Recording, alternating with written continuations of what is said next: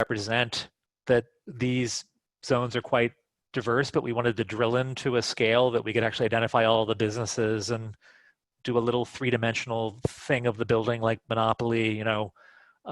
Just getting up there, setting the representation up right is often very important, so that when we go to a stakeholder meeting or a community meeting, it's at a scale where there's little buildings and people kind of recognize the area that we're talking about.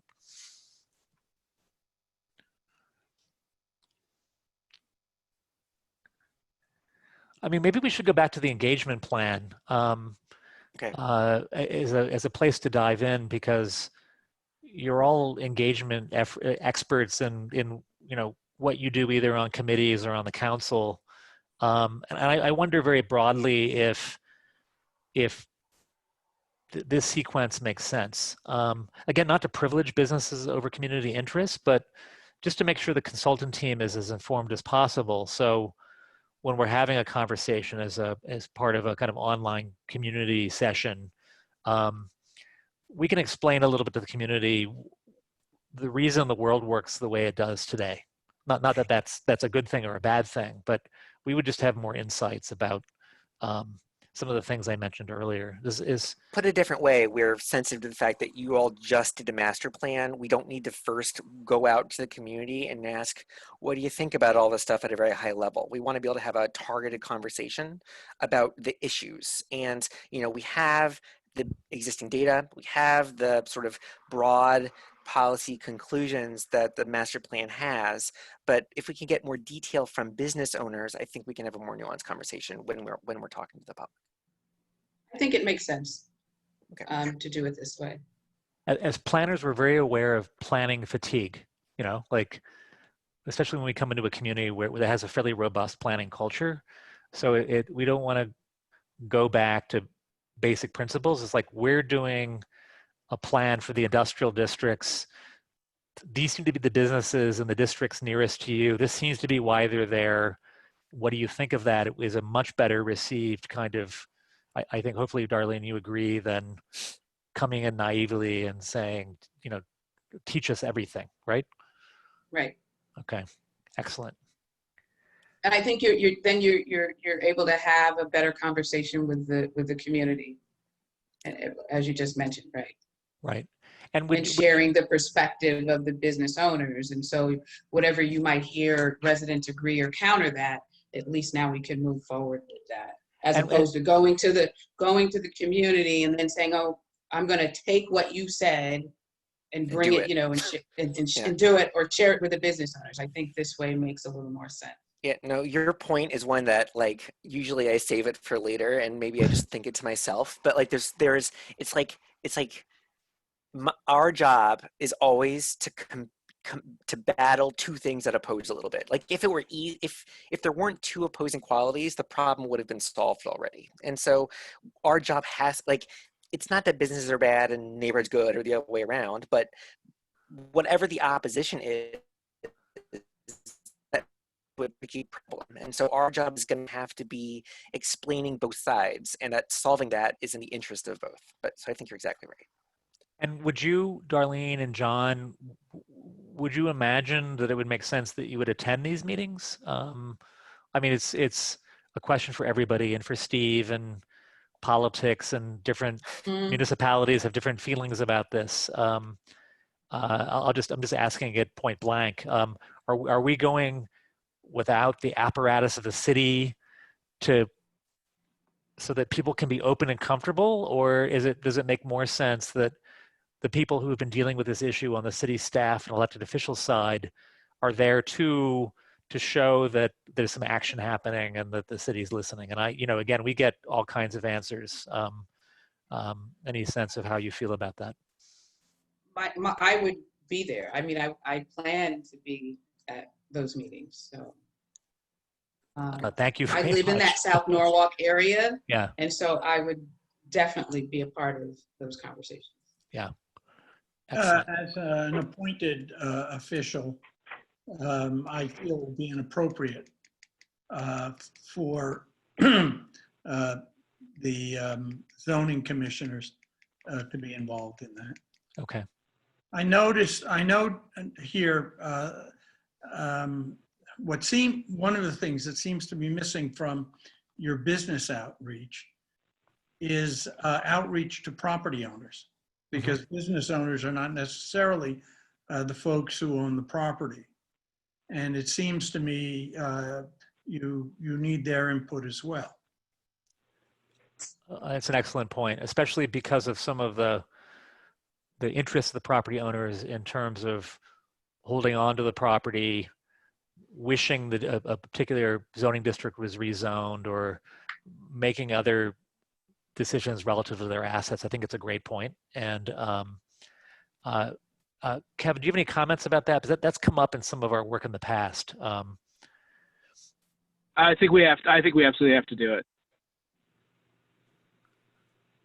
I have a suspicion, given what we heard earlier about the contractor yards, that it may be that as simple as that some of them are being land banked, and their contractors are turning in and out of them, in hopes that something changes.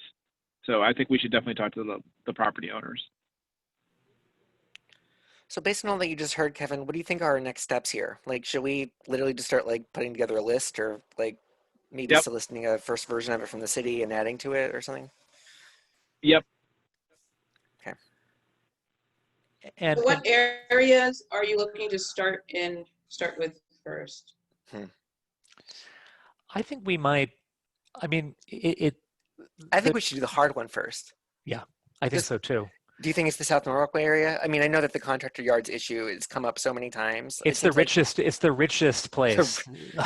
The other areas, like the agendas for each of the areas, are so different. That's true. But it seems that the issues are really in those two zones at the bottom of the map, which are interrelated in ways that might be interesting moving forward. So, what do you think, Darlene? I'm not sure if they should be last towards the end, because you'll get a different perspective when you go to the other areas, right? And you can see what people are thinking that way, and then have a little bit, maybe more time to deal with. I mean, I don't know the scope of how much time it's going to take in each area to really see how contrast and what's similar and the similarities between those other areas. This is Sabrina here too. To Darlene's point and to your point that it's quote unquote kind of like the hardest, it also has the most diversity of property owners and probably businesses as well. Once you hit like near the beach area, that's like one family that owns all of that property, and the same thing goes kind of for the other areas. So this is where you're going to get the most people involved too. Not only like different type of industries, but you're getting a lot of legacy kind of family-owned businesses in the other geographies, not so much in South Norwalk. You do have a chosen handful and few of them there as well, but I think those properties turn over a lot quicker and more often than the others do. So it'll be interesting and probably take more time than the others. And require more interviews, right? I mean, realistically, these are all going to kind of overlap, because like everything goes a little bit slow these days. So it might be that that's where we start our outreach, and we should expect that like it's not like everyone's going to respond immediately to us. And so we might I think to Darlene's point, is going to go concurrently, but to Sabrina's point, maybe we should start there, because once we reach the one or two families that own a lot of a zone, we can call one of the zones fairly wrapped up, but we should start with the one where there's going to be more legwork. Kevin, what's your hunch on how many interviews we should start with in each of the zones? I'm just thinking of past projects, and for singular industrial areas, we've talked to 4 to 7 businesses, depending on who's willing to talk to us and the kind of access that the city has. But what's your feeling about this? Do we do a first sampling? Maybe some other areas are more complex than others.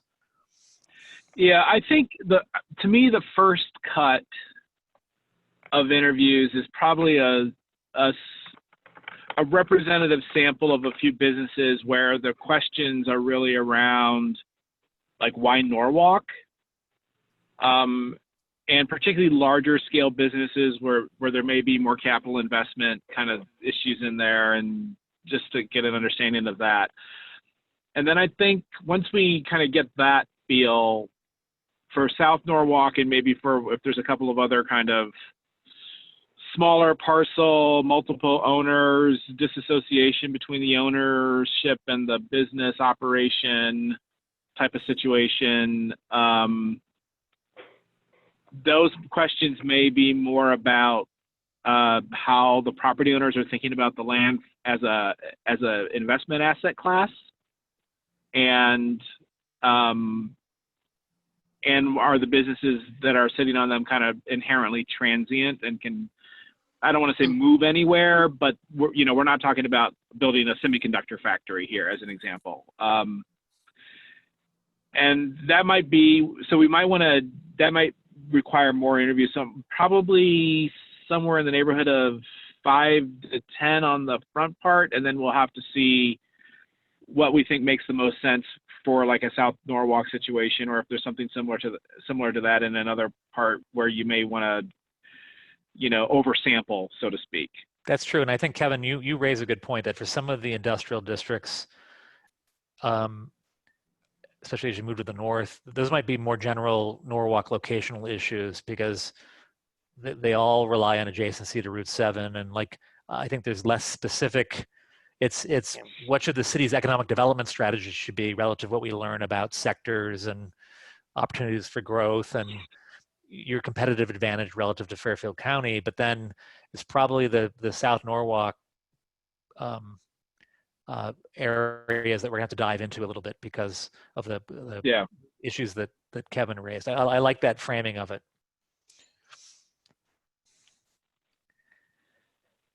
And what do you think of the survey? We're psyched to do it. Are you? Will you let us do it? Is it crazy or is it a bad idea? I think it's. You can tell me it was a bad idea if it is, but I think it's a good idea. Is it going to be too controversial, for example? That could be a worry. That maybe we're stirring a pot too much, and we do want to have more guided questions. That could be a devil's advocate perspective. I saw that Tammy was trying to speak, and maybe you were on mute, so we should. Sorry. Let's see if she can unmute so that she can say what she was. Okay, thank you. Sorry, I'm having trouble. I'm only seeing your slide screen, so I feel like I'm not part of the conversation. Could you guys just go back a little bit? When in the beginning you were talking about two lenses and what should be preserved, and sort of the which comes first, the chicken or the egg, because the land is less expensive in industrial, but what do we want to preserve? And when we're talking to these business owners, I think we need to get a sense of, do they plan to preserve their business? And if they're out of town or out of state, just property owners, what is their vision? And if they get a sense that Norwalk is, going one way or the other, is that going to impact what they tell you, when you're talking to them? I think it's a really good question because often, like contractor yards, or in the case of the waterfront in Boston, car rental facilities for Logan Airport are land banking strategies because those owners are hoping that a city will change industrial zoning to residential mixed use, and if they just wait it out long enough, their property will be worth 4 times more than it is as industrial land. So in any market context where landowners perceive that a city might eliminate industrial zoning or eliminate industrial protection policies, that often results in kind of third tier businesses, parking, that kind of thing. And so we often tell cities, you got to make up your mind either way, because if they think you're going to make up your mind for the next 20 years, they'll just sit on the land with these kinds of uses, imagining that at some point you might not do it. So one answer is that the city comes out very strongly and says, we have very few pure industrial, I'm making this up as a kind of conversation starter. Out of this plan, you might say, we've already given away most of our industrial districts. We only have XYZ acres that doesn't allow other uses. We've made a policy decision that we're not going to change that zoning. We need some minimum number of parcels in our city that are industrial and don't allow those other uses.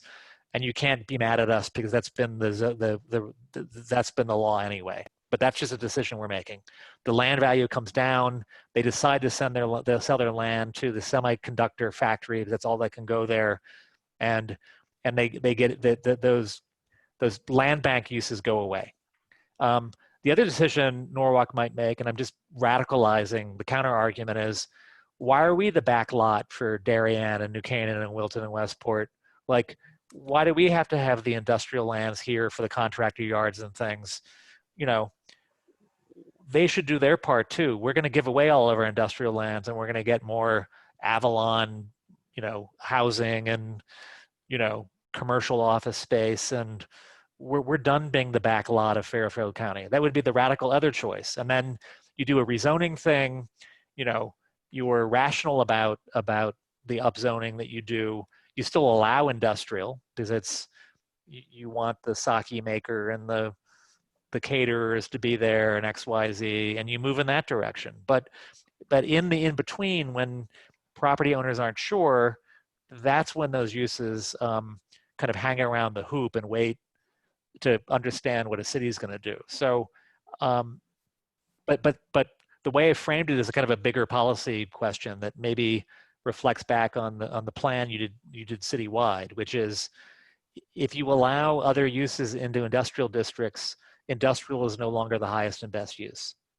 It's a fact of land value. So that's a really black and white, Tammy, answer to your question. And so we need to think about industrial allowing it, but also industrial and whether you want to preserve any or not, because you only preserve it if you don't allow other uses.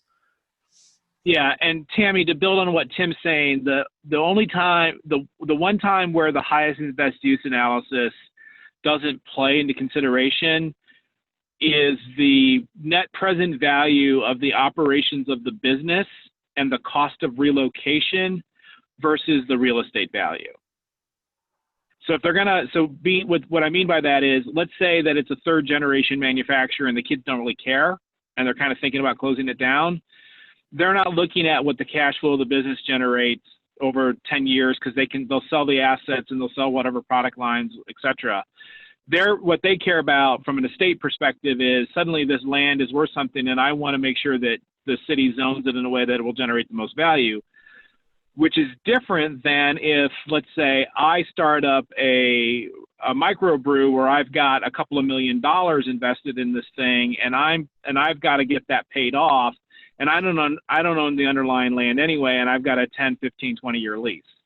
It's a completely different kind of calculation, and that's why that initial distinction in the interviews really makes a difference, because it's, how many of these businesses are businesses where the land value isn't the primary asset of the business, versus how many of these industrial situations is the land value is the primary asset of the business. Mhm. Well, And then one of the dilemmas is going to be like what Tim was talking about with the parking, with the airport. Basically, there's a part of Everett, Massachusetts, or Chelsea, Massachusetts, serves as basically the back lot, the parking lot for the car rental companies at Logan, because it's super cheap land and it's very accessible to get there. I suspect that one of the reasons why you've got the bus companies there is because they've got places to be able to park their buses. But they probably don't own the underlying land, or maybe they do own the underlying land, but they think they can get land someplace else. And so if you give them enough reason to flip that, then maybe they'll flip the land. But to Tim's point, if you don't make a clear signal to the market about what will and what can and cannot happen, and by the way, one of those clear signals is things like you don't entertain special permits, as an example, then you're going to get a bunch of these kind of third level uses as people sit there and generate enough cash to basically cover the carry, but don't really care. But they're not in it what's going on top of that land is not the primary asset. And if this is a little bit confusing to you, we're going to talk about it at every meeting. So, this is where the policy is about managing the market and what it wants to do. And industrial districts are a target of speculative development, to say this looks like an industrial area that this city will probably decide to convert at some point in terms of its zoning. We're going to buy the property at industrial land value prices and just land bank it, and we're patient money. So I maybe that's not quite the question you had, Tammy, but those are the dynamics that are working here. I do want to be sensitive of time because I know it's 4:30. So I don't know how the city wants to handle it, but we might, take one more question or something. But if anyone else has additional questions, we would be more than happy to sort of respond additionally in writing or something. But I want to respect everyone's time. I want to point out one quick thing. Just there's a property in South Norwalk that it was being used I don't know, this must have been about 4 years ago, so Darlene will be very familiar with this because it was in front of the zoning commission and was very controversial, where they were storing roll-off containers. It was right in a, surrounding residential area, but it was industrial zone property. Subsequent to that, we worked with that property owner and a potential developer to redevelop that to something more compatible with the neighborhood. One of the issues that came up was the property owner, the value of that property, because it was industrial zoned, was a lot greater than it would have been had it been residential. So that's something, I don't know if it's, maybe that market's already kind of moving in a different direction because of the scarcity of that industrial land. So that's something to think about. I don't know if you pull that from the assessor's data or not.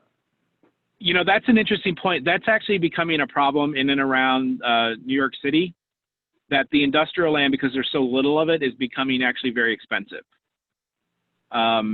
Because those functions are still needed inside the city.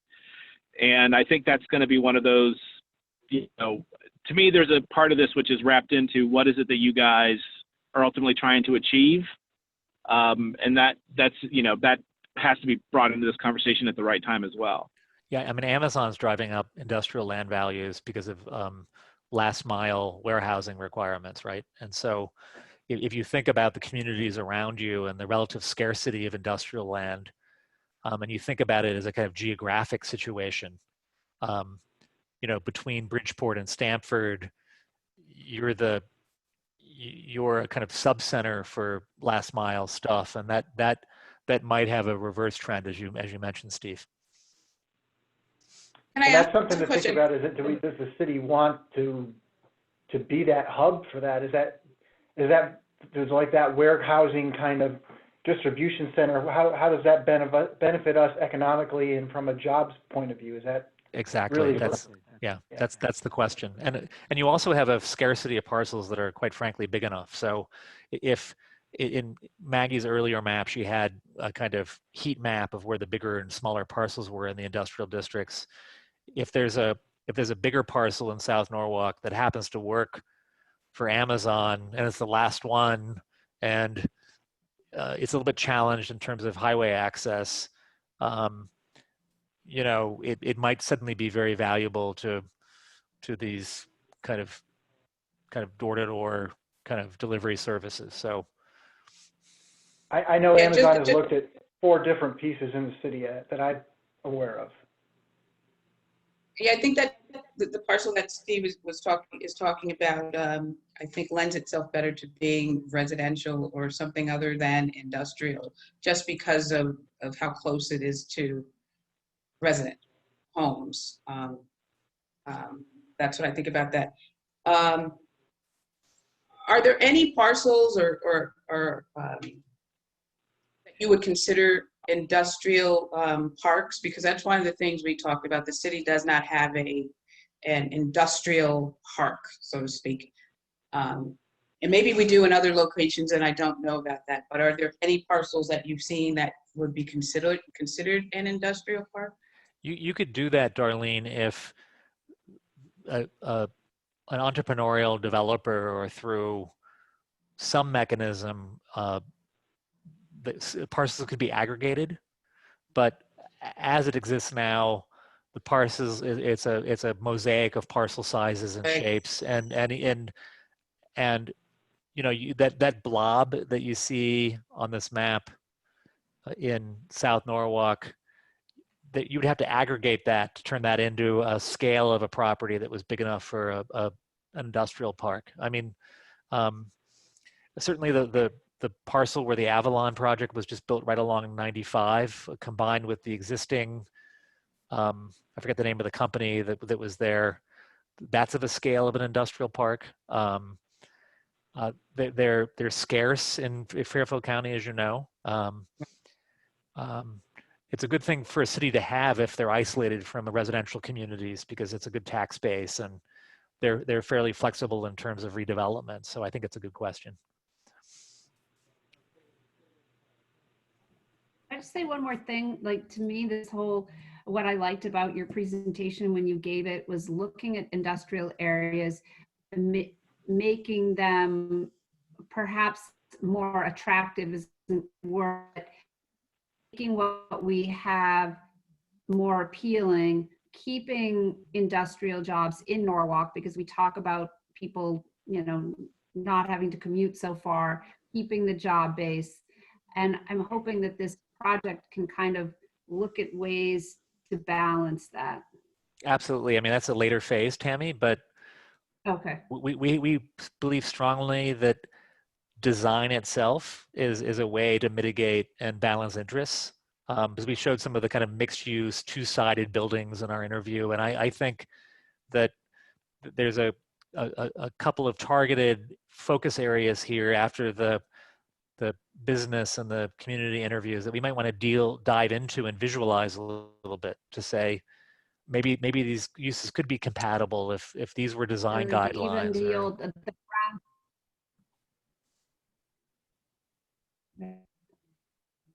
brown. The one parcel that comes to mind is the brownfield site up on Main Avenue near Perry Street that now I can't remember what it was, but wasn't the newspaper place. Help me out. Somebody who's lived here a long time. You know what I'm talking about? Where they were going. Yeah, she had the picture of it, Tammy, in the slide in one of the, Okay. the BJ site.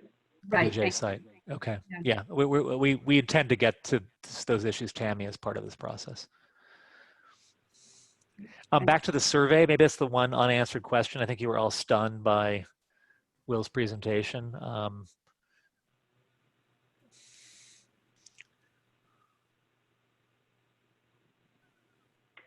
My question on that was, would the committee get to look at the questions first? Because maybe that would address their concerns about if it's appropriate or not appropriate. All right, so the way this would work, if I get a flashing yellow light that this is not the craziest idea ever, the idea would be basically the way you start it is we would write, 20 questions. The committee would help us write it. We would vet them. We would want, they're not questions, they're statements, things that we think are reasonable, but salient statements that people can agree or disagree with, and those are there. Then people can agree or disagree with them, and that already starts to decide where you fall on the spectrum. And then anyone can weigh in with additional questions. Now, they can't just write mean stuff. The questions become moderated. So it would basically be me and Maggie and Lisa. We would sort of man it on the website or whatever. And as long as they're not offensive or whatever, like, we can add them to the list. But the idea would be, after our initial set, we actually definitely want not just our questions to be the questions, because that's how it grows to encompass what people's concerns are. If someone says, I'm really worried about noise and something else than that people can agree, but then someone else would write, that's not quite right. This is an important part of businesses. We need to be having construction businesses. It's part of the economy. We need, contractors need to be able to find stuff too. And so sort of out of that, things that find consensus grow. So ideally, if this makes sense to you all, we would definitely start it by framing it a certain way, but beyond basic moderation for just appropriateness, we would actually want the additional versions of these things to come from the respondents themselves. So it starts out curated and then it becomes crowdsourced, basically. Yeah.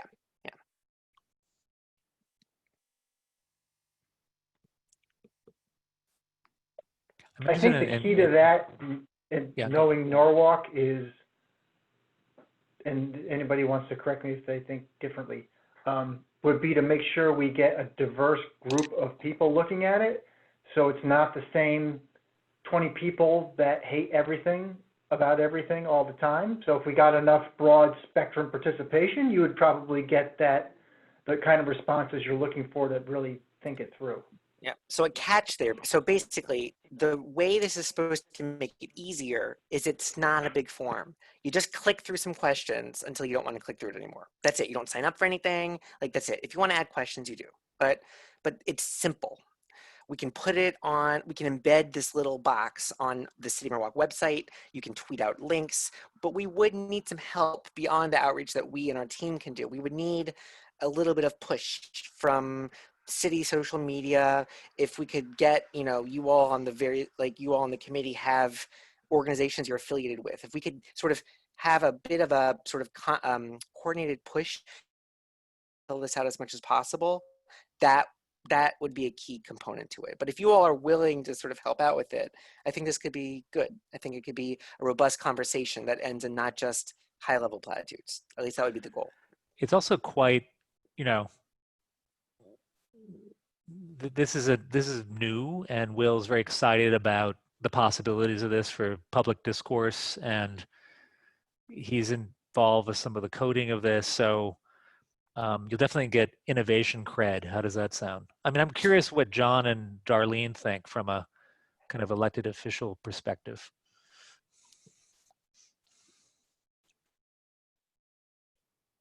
Darlene, I think you're on mute. Sorry. I think this is a good idea, good first step.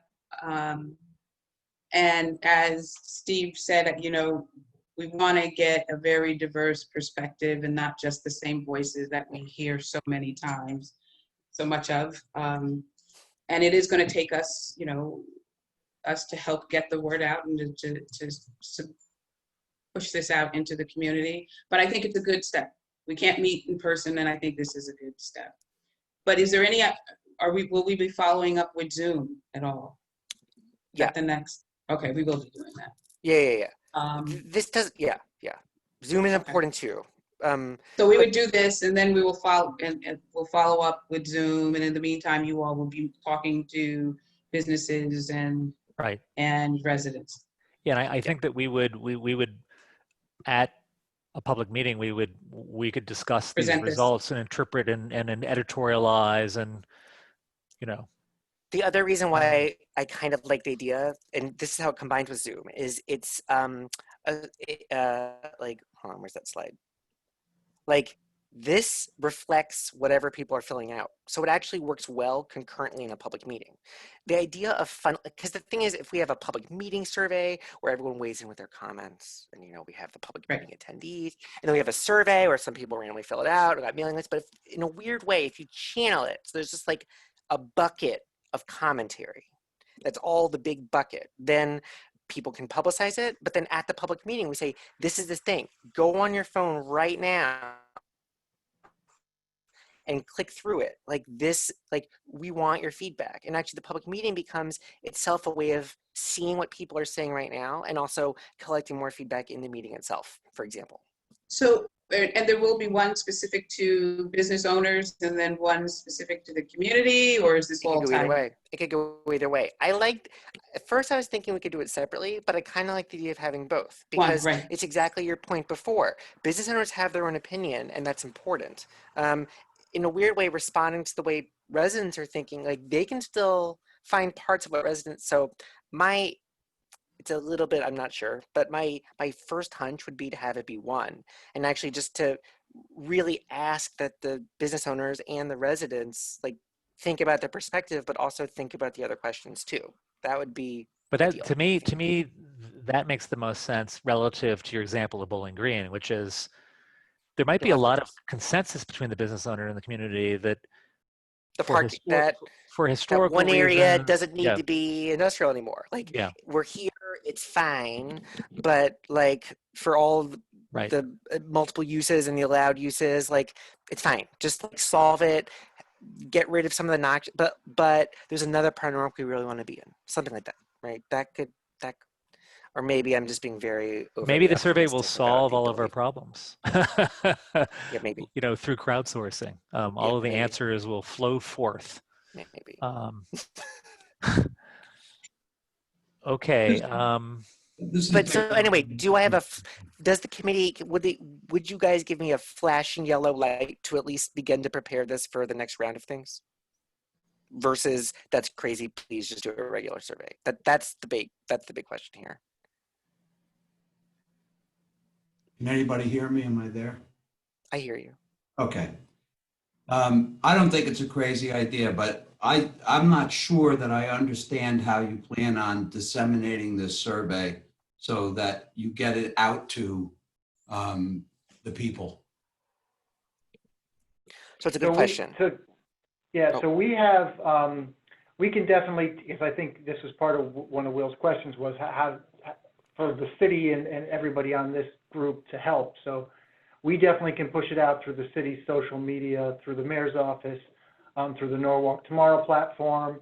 The city also has access to the Board of Ed's outreach platform, which is Peach Jar, so I can push things out through that. I'm limited to how many times I can do it in a certain time period, but we can use that. And any other ways that you think is appropriate. We can also use the media, Nancy on Norwalk and the Hour. They're always looking for any kind of content, so we could get that out through a press release or an article or something like that. So I think and I think, Darlene and everybody here is in different groups, in different organizations and neighborhood associations we could also touch base with as well.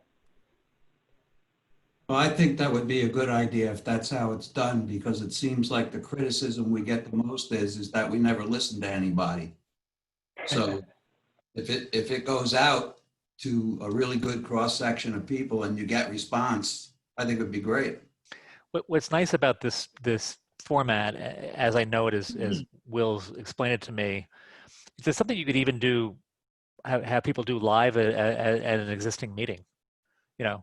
Hey, this is really important plans going on, like you're involved with meeting X. And we're not lying because you can see the results. And you can see the results. Not just Will. It's not just Will the planner reading through all your angry comments and coming up with something which sounds like what everyone agrees with, but really it's just the big money interest. Like there's always a fear in planning that we're not listening to what people have to say, and we say we're listening, but we're just saying what we wanted to say anyway. The idea, it's weird. Like that's the part that makes this a little scary, is it's actually people's comments themselves. So we still have to be planners in that we interpret them, we think about the consensus, we guide the conversation, but on some level, it's open, right? Anyway. Okay, so I think then the next step for this, Will, is that we'll draft some questions or some questions, yeah. And we could even get those to Steve and team a little bit early, and he might want to disseminate those. I mean, I'll leave it to you, Will, and Steve and Maggie and Lisa to the best way to communicate to get this set up. But I think it'll be cool to do, and I think in a way Norwalk is the perfect community to do something like this, because it's a small place geographically, but it's quite a diverse place, and it's like so I think that the way it probably worked well in Bowling Green, quite frankly, it's a right size community that this might actually become popular and take off. We'll see. All right, cool. That's all we got. Thank you so much for everyone's time. We'll PDF this and send it out. Yeah, thank you. Steve, any parting words, Steve? No, then just I guess it might be a little early, but think about the next time we need to regroup, and then so I can start thinking about calendar dates. Okay. We will make a plan there. All right. Thank you so much, everybody. Thanks, everybody. Sure. Just the last thing, I forgot to hit the record button at the beginning of this, so I'll tell IT. I don't know if they're going to want to post this or not, since I lost half the meeting. So I'm sure I'm going to get yelled at by somebody at some point in time. My fault. I know. Okay. I start teaching next week with like advanced technology. I'm going to totally fail. So, all right. Thanks. Nice meeting you Bye. all. Thank you. Yeah. Thank Hi, you. thank you. Bye-bye. Bye. Bye. Thanks. Bye.